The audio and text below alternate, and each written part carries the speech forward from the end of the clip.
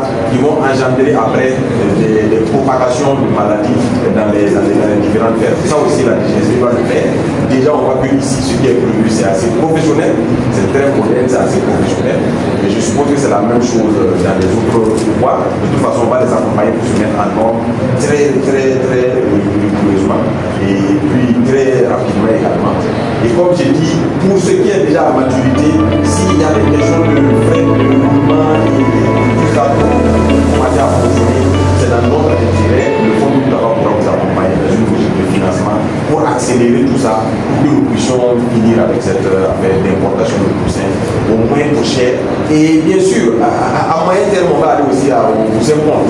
Voilà, parce que c'est des devises qui sortent, c'est de l'argent qui sort chaque année et on ne se pose pas la question. Ce n'est pas négligeable quand vous évaluez. Ce qui sort pour acheter ces poussins-là, ce n'est pas négligeable. Avec des risques également. Parce que la même chose que nous créons pour nos pouvoirs à l'intérieur ici, les risques de contamination et tout, le même risque existe dans le pouvoir des autres pays. Et quand nous prenons ça pour faire rentrer chez nous, ce sont des maladies que nous faisons rentrer chez nous. Voilà, donc il faut que nous puissions de manière conforme à la vision du camarade président. C'est la souveraineté. La souveraineté, c'est surtout les gens. Pour qu'on puisse avoir des capacités endogènes d'assurer le besoin des populations sur les questions agroalimentaires, sur les questions également d'élevage, sur un minimum. On peut faire des importations de compléments, mais on ne peut pas être fortement dépendant. Ça, c'est pas possible. Voilà. On ne peut pas continuer dans ce schéma. Donc, on vous encourage à poursuivre, bien sûr, à accélérer. À partir de maintenant, je suis votre calendrier.